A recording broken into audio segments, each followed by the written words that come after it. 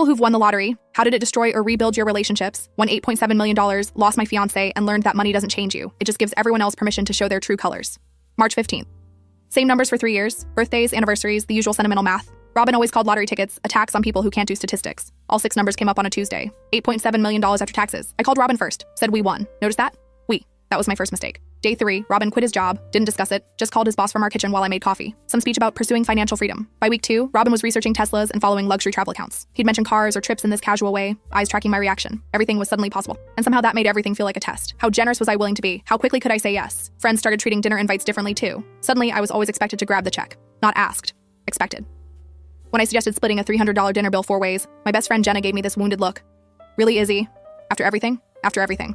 Like our 10-year friendship was a debt I'd never repaid, and now the bill had come due. That's when I realized I hadn't won millions of dollars. I'd won a front row seat to discover what everyone really thought I owed them. Month 2 was when Robin started acting like he'd been promoted to CFO of my life. He'd wake up around noon, because why rush when you're unemployed by choice, and spend mornings researching investment opportunities. My sister Beth called about her mortgage. $280,000 left. Wouldn't it be amazing if she could focus on her kids instead of worrying about money? I'm not asking for charity, she said. I'll pay you back. This is a once-in-a-lifetime chance for our family to be free.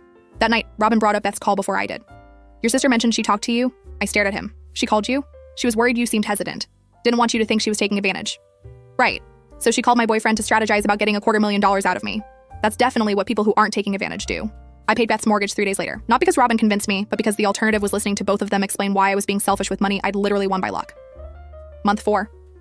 Robin decided I needed an intervention, the kind where your boyfriend assembles a jury of mutual friends to explain why you've become a terrible person. Jenna's birthday dinner. Prix menu she forgot to mention. $200 per person, for 12 people. When I hesitated about the $3,000 tab, Robin announced to the table that I was feeling overwhelmed lately and still adjusting to everything. You've been different, Kiara said with concern. I paid the bill. Smiled while everyone thanked me like I'd done them a favor instead of being extorted by social pressure. I'm worried about you, Robin said later. You've been acting really paranoid about money, like everyone's out to take advantage of you. Everyone was out to take advantage of me, but saying that made me paranoid instead of observant. Robin started disappearing for long weekends, camping with his brother Tommy, coming back with expensive gear bought with money from our account. The final fight happened on a Tuesday. Robin back from helping Tommy look at apartments, talking about investment opportunities and Tommy's business ideas. We could buy a house with cash, fix it up, rent it out. Guaranteed income. I'm not buying Tommy a house.